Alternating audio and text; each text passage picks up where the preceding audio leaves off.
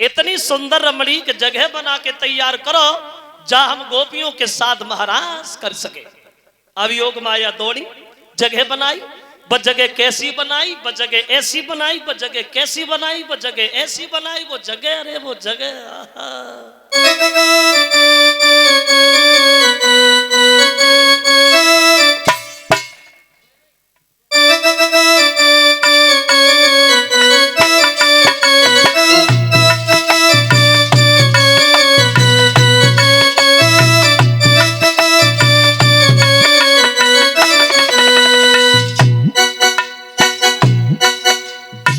कैसी जगह बनाई योग माया ने, देखिए। जा वृक्ष खले अति सुंदर, आए मैं फूल के अंदर।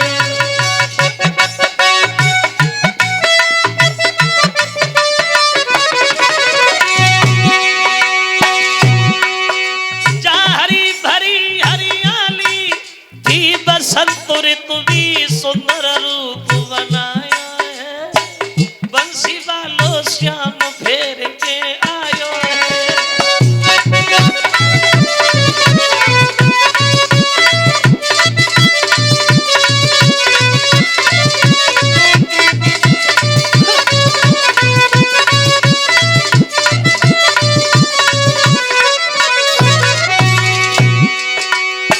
गए भगवान, जब सुंदर रमणीक जगह कन्हैया ने देखी तो रुका नहीं गया। कन्हैया ने बंसी और उठाई और बजाने लगे भगवान। ऐसा ही नहीं, बबली मुरली हाथन में और दीनी श्याम बजाए।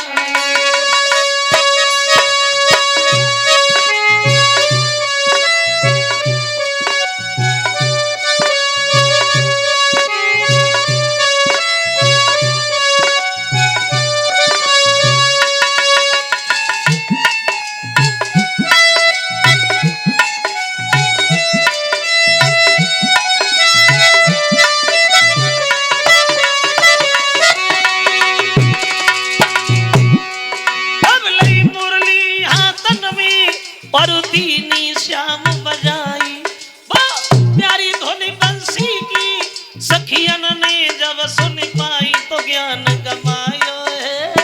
बंसी वालो श्याम फेर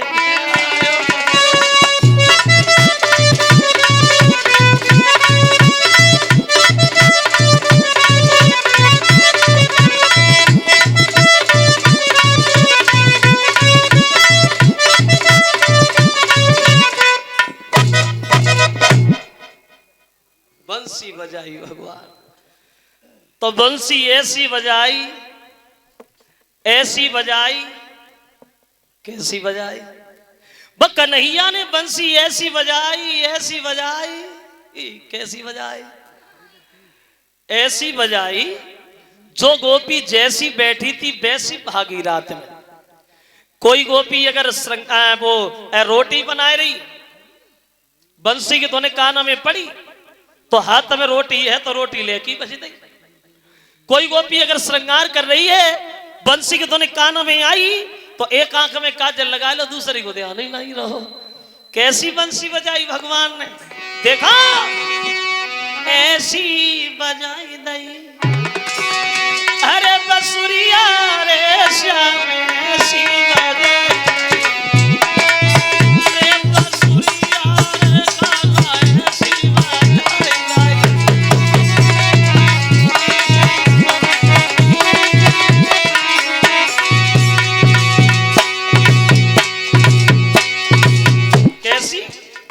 गोपियां श्रृंगार भूल गई, उल्टे सीधे गहने पहनना शुरू हो गई। क्या दशा है गोपियों की? किसी के नाक में कुंडल बुलाक कानन में, उल्टे सीधे गहने। किसी के नाक में कुंडल बुलाक कानन में, किसी के होठन में सुरमाल पिस्टना।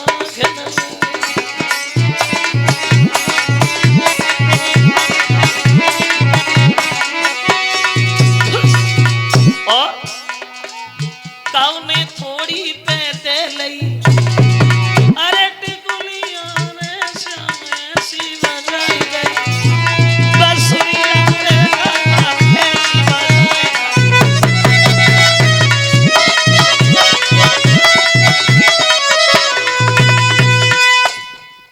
सीधे गहने पहनी भागी रात में।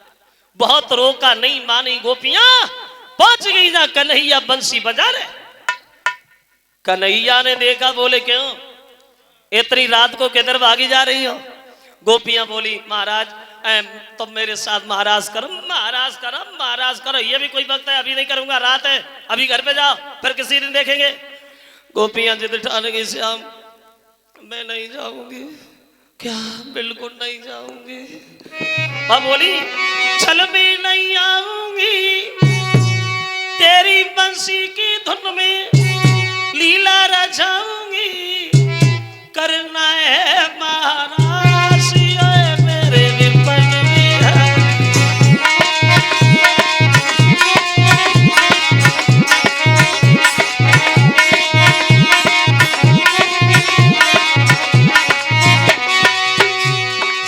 समझ गए? गोपियां मानने वाली नहीं है। महाराज शुरू हो गया। जितनी गोपियां हैं उतने ही गोपाल बन गए। किसी लड़की को ये खबर नहीं कन्हैया मेरे पास में किसी दूसरी एक लड़की और किसी के पास, क्योंकि जितनी सखियां उतनी श्याम शुरू भो लीला को काम।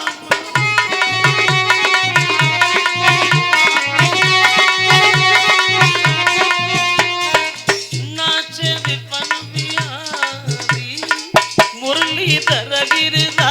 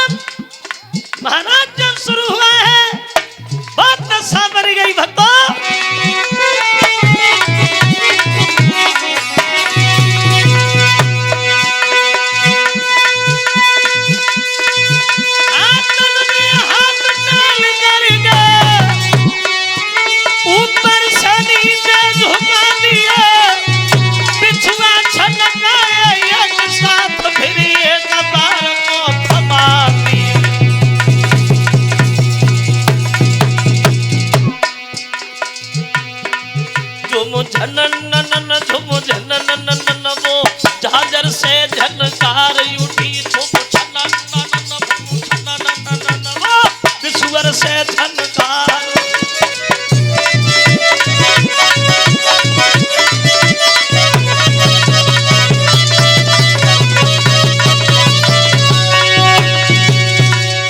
महाराज शुरू हो गया। जितनी गोपियां हैं उतनी गोपाल बन गए। किसी भी लड़की को खबर नहीं है कि कन्हैया हमारे पास में या किसी दूसरी लड़की के पास। अब उस महाराज के दृश्य को देखने के लिए देवताओं की देवियां भी चली रात में। कैलाश पर्वत से भोले बाबा की पत्नी पार्वती जी चली तो शंकर जी रास्ता घेर के खड़े हो गए। पार्वती जी कहाँ जा रही है भैया रात में? बोली महाराज वृंदावन जा रही हूं। क्यों? वो कृष्ण की लीला हो रही है ना, मैं महाराज देखने जा रही हूं। तो भोले बाबा बोले पार्वती ये बात हमसे काहे को छुपाई, हमें भी लिए चलो, हम भी महाराज दिखाएंगे। बोली प्रभु वहां औरतें ही औरतें जाती हैं, पुरुषों का कोई काम नहीं। शंकर जी बोले औरतें जाती पुरुष नहीं जाते, हम तो जाएंगे, क्यों नहीं जाएंगे, जरूर जाएंगे। बोली तुम्हें तो कोई अंदर भी नहीं घुसने देगा क्या? हाँ। भोले बाबा बोले पार्वती एक बात बता, वहां औरतें तो जाती हैं, हाँ औरतों को कोई नहीं रोकता। हाँ भैया, तो तुम्हारे पास तुम्हारी कोई साड़ी रखी है क्या? मतलब तो बोले गौरा से एक दिन यूं बोला, प्यारी हम भी जनाने बनेंगे। वो बोले गौरा से एक दिन बोला,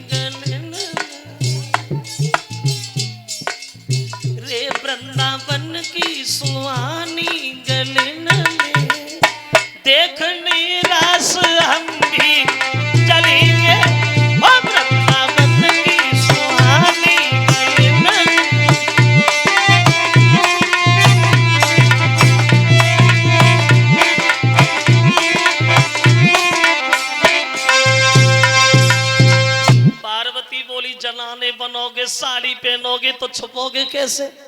ना तो तुम पे औरतन जैसी चालें आए और ना उन जैसी बातें आए, और जो 1.5 हाथ की डाली लटक रही इसे कहाँ ले जाओगे भोले बाबा?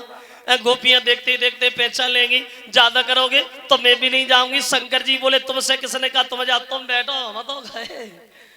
साड़ी उठाए ले आए, जनाने बनने लगे कैलाश पर्वत पे, और तुम बाला श्रृंगार कर लिया, साड़ी पहनी, काजल लगाओ, पाउडर लगाओ, भोले बाबा जनाने बन गए कि बन गए रे,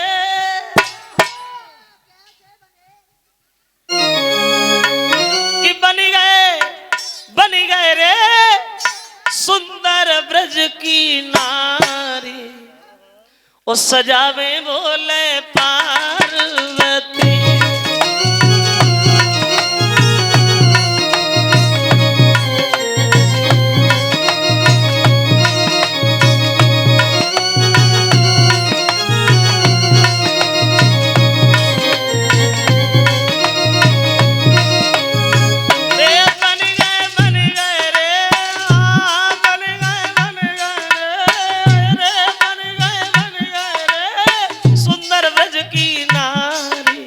सजावे बोले पार्वती।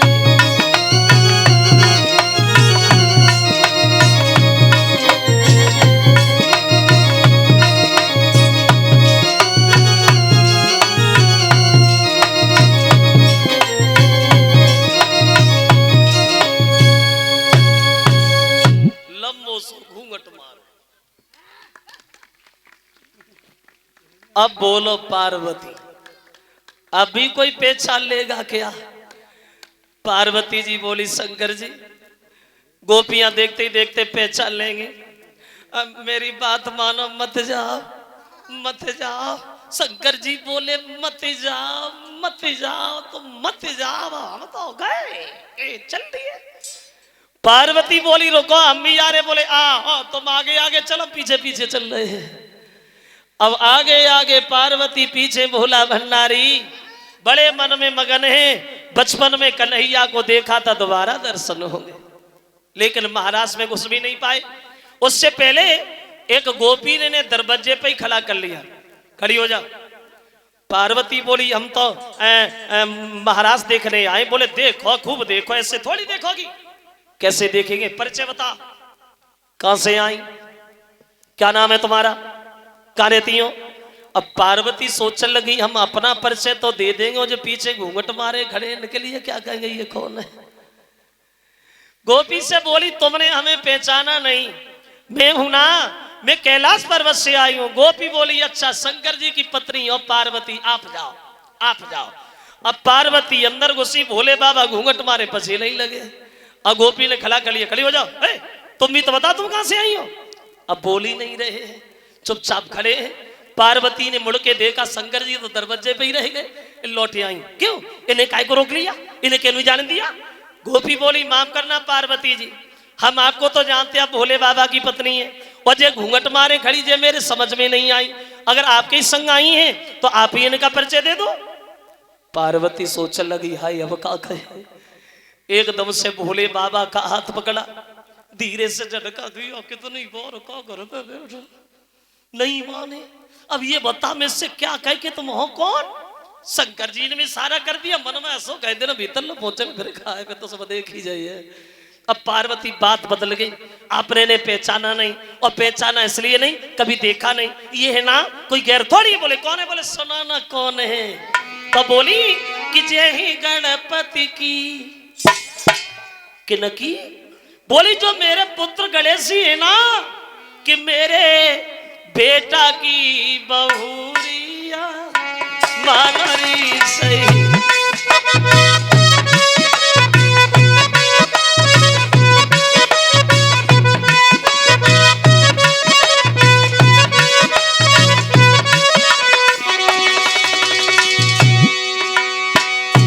ये हमारे पुत्र गणेश जी की पत्नी है। अब चली जाए, रुको रुको पार्वती जी, लगता है ब्याह खूब दे के बाहर करो है, बहू अपन से लंबी ढूंढी। बोले और कहा कम बार की थोड़ी है। तो बोली वो गोपी अरे कर लई अपन लला की खबर लो नहीं भेजवाई। बोली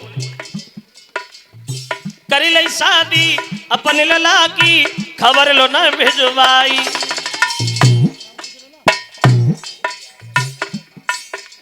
घूंघट ने काटियो देखे,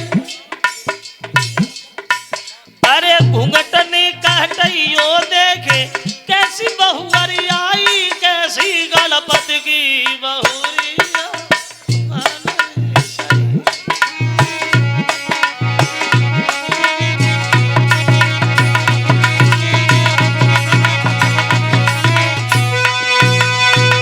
गोपी ने जवाब दिया चलो शादी में नहीं बुलाया कोई बात नहीं, अब यहाँ आई गई हो ने घूंघट ऊपर कुछ कहा, हम भी देखे कैसी गणेशी की पत्नी पार्वती सोचने लगी हाय अब का कहे। अब फिर बात बदल गई, हाँ घर पे आ गई, यहाँ देखने दूं यहाँ नहीं देखने दूंगी भाई आना। और शंकर जी का हाथ पकड़ा, जल्दी जल्दी अंदर घुस गई। अब पार्वती तो महाराज देखने लगी, भोले बाबा घूंघट मारे बैठे, महाराज देख ही नहीं पा रहे। घूंघट नीचे से ऊपर कुछ गाते सो पार्वती झटका देती, नीचे न करियो बुझे तो बोले बड़े व्याकुल। महाराज देखवे गए, देख ही नहीं पा रहे। एक नजर भोले बाबा की पड़ गई कन्हैया के ऊपर, जो कन्हैया गोपियों के साथ नाच रहे थे। और जो कन्हैया को नाचत वो देखो। अब शंकर जी ने घूंघट मारो बैठ गए और सोचने लगे बारे करिया, ओरे तो में बड़ा गुण भरे, कैसे नाच रहा हो, ऐसा लगता है गोपियां पागल कर ली इसने। अब भोले बाबा मन में सोच रहे कि जे करिया करिया बोल सकिया मोई लाई रे, कारे कारे बोल सकिया मोई लाई रे, तीनों है जादू सो।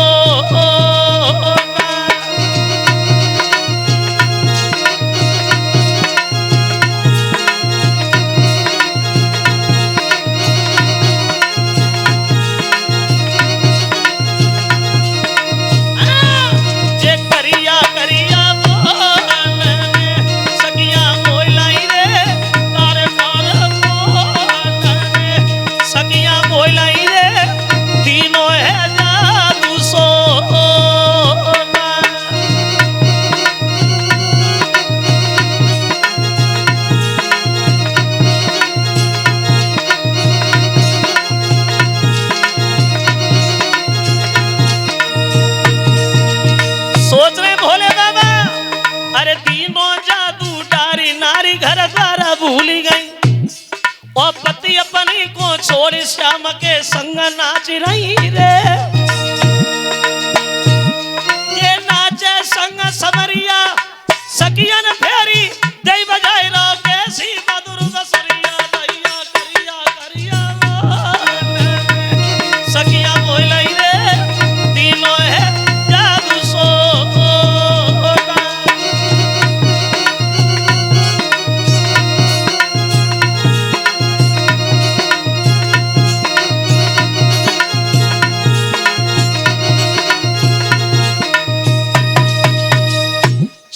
न आयो नाथ को अब सुंदर छटा निहारी, सोई डमरूली नो हाथ में वसाड़ी धरी उतारे। और कूद पड़े महारास में दिल पार्वती हैरान, और नाचे गोपिन संग में बेगोपेश्वर भगवान। तसल्ली नहीं आई, साड़ी उतारी दूर फेंक दी, डमरू लिया, औरतों के बीच में कूद पड़े और नाचना शुरू हो गए। तब इनकी पहचान हुई कि शंकर जी आए तो, लेकिन जनाने बन के आए, तब इनका नाम पड़ा है गोपेश्वर। अब महाराज सो रहा है, लेकिन गोपियां अपने मन में घमंड कर बैठी कि अब तो कन्हैया हमारे बंधन में है। हमने इनसे कहा महाराज करो तो किया, अब कहेंगे बर्तन साफ करो तो करेंगे, ये किधर जाएंगे। तो उन गोपियों के घमंड को दूर करने के लिए भगवान थोड़ी देर के लिए अंतर ध्यान हो गए। चारों तरफ अंधकार ही अंधकार छा गया।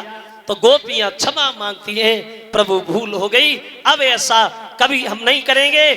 सबके बीच फिर आते हैं, बड़े हंसी उल्लास के साथ महाराज का काम संपन्न करते हैं। और कन्हैया इधर लौटे आए वृंदावन, कैलाश पर्वत पे भोले बाबा चले गए। चीर हरण की लीला करते हैं भगवान और गोपियों को ज्ञान देते कि स्त्री को कभी वस्त्रहीन होकर के नहीं नहाना चाहिए। जो स्त्रियां बिल्कुल वस्त्रहीन होकर नहाती, बिल्कुल नग्न होकर नहाती हैं, उनके घर से लक्ष्मी सदा सदा के लिए चली जाती है और जल में रहने वाले वरुण देवता का अपमान होता है। कभी भी स्त्री को वस्त्र उतार के नहीं नहाना चाहिए। तो गोपियां उनसे क्षमा मांगने लगी हैं, प्रभु भूल हो गई, जीवन में ऐसी भूल दोबारा हरगिज नहीं होगी। क्यों कि नारी का कोई नग्न भेष और माना जाता है ज्ञान नहीं, और जलवासी वरुण देवता का क्या है इसमें अपमान नहीं। भागवत में तो यहां तक प्रमाण है, जब तक स्त्री के घुटनों तक अगर जल है तो उस स्त्री को उस जल में घुसना भी मना है। गोपियां क्षमा मांग रही हैं, भगवान लीलाएं दिखा रहे हैं। इधर कंस का दरबार है, देवसी नारद फिर पहुंच गए कंस की कचेरी। तो कंस ने देखा, आओ बाबा जी आओ बैठो। तो नारद जी बोले क्या हुआ भैया? बोले नारद तुम्हारी बताई युक्ति भी फेल हो गई, कमल के फूल मंगवाए उन्होंने भिजवाए, अब क्या करें? तो नारद बोले कंसराज सुनो, अगर गिंजाई का एक पैर टूट जाए तो वो गिंजाई लंगड़ी नहीं हो जाती। एक उपाय फेल हो गया। एक बात हमें बताओ, कंस अगर कन्हैया वृंदावन से मथुरा में आ जाए तो मार दोगे? कंस बोला बाबा तो क्यों नहीं मार दूंगा, तो मार ही दूंगा। तो देर क्यों कर रहे हो? धनुष यज्ञ की तैयारियां करो, कन्हैया को बुलाने के लिए भेज दो अक्रूर को वृंदावन। जब दोनों आ जाए पकड़ के मार देना, बीमारी खत्म, चिंता भी खत्म। कहो कैसी रही? बोले बहुत बढ़िया। कंस ने अक्रूर को इशारा दिया है, अक्रूर जा वृंदावन में कन्हैया बलराम को बुला के ला, और दोनों की मौत हमारे हाथ से निश्चित है। तो अक्रूर कहते हैं कंस कन्हैया को ना बुलाओ। क्यों? वो मारे जाएंगे इसलिए। बोले नहीं, जब तक कन्हैया वृंदावन से मथुरा में नहीं आ रहे तब तक तुम सही सलामत हो, और जिस दिन कन्हैया वृंदावन से मथुरा में आ गए तुम्हारे जीवन का आखिरी दिन होगा, इसलिए जब तक बचे हो तब तक ही बचे रहो। लेकिन नहीं माना, भेज दिया। अक्रूर जब वृंदावन में गए, नंद बाबा से मिले, तो नंद बाबा भैया बलराम ग्वाल बाल सुबह रथ पे सवार होकर के वृंदावन से मथुरा के लिए प्रस्थान करते। यशोदा रोने जा रहा है लाला। बोले हाँ मैया, मामा ने बुलाया है, धनुष यज्ञ कर रहा है, कल रुकना होगा, परसों आ जाऊंगा। रोए नहीं माँ, जो तूने हमारे साथ किया है किन शब्दों में वर्णन करूं मैया। दिन रात बिराने उल्हाने सहे, और तो ननेक निठुरता धारी, ओ हमारी हट हेट सुनी जितनी, ओ तितनी सुन सके न से सपुरारी। ओ 7 जन्म धरे तो न मिले, और मोसो लड़का तो सी महतारी। बोले परसों आऊंगा। यशोदा को समझा के हट भी नहीं पाए। तब तक गोपियां रथ घेर के खड़ी हो गई। राधा फटी फटी आंखों से कन्हैया की तरफ देखती रह गई। आंखों ही आंखों में सवाल कर दिया, कहां जा रहे हो मोहन? कन्हैया बोले राधा, अरे रो रही है। नहीं नहीं नहीं, कि राधा मथुरा नगरी जात री पर सोही लौट के आना।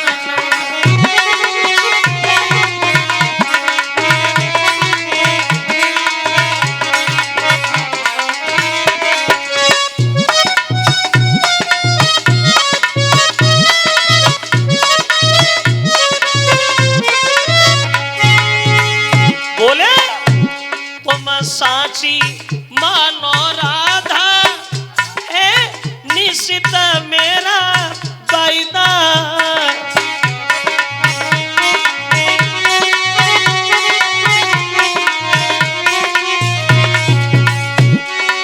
अरे समझा तो पकड़ी के हाथ री पर सोही के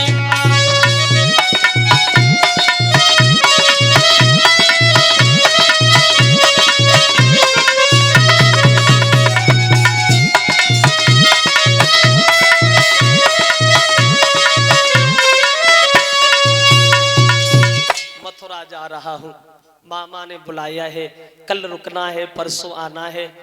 तो राधा कहने लगी श्याम सुंदर अब तुम नहीं आओगे, तुम्हारा दिल ऊब गया है वृंदावन में रहते रहते कन्हैया, अब तुम्हें वृंदावन में अच्छा नहीं लगता। अगर ये बात हमें पहले पता होती, तुम पत्थर भी हो, तुम मोम भी हो, तुम तुमसे कभी दिल ही नहीं लगाते। क्या जाने से पहले तुम एक बार मुझसे ये नहीं कह सकते थे कि मथुरा जा रहा हूं? क्या जाने से पहले तुम एक बार मुझसे मिल नहीं सकते थे कन्हैया? ये बात कहने के बाद कि रोई गई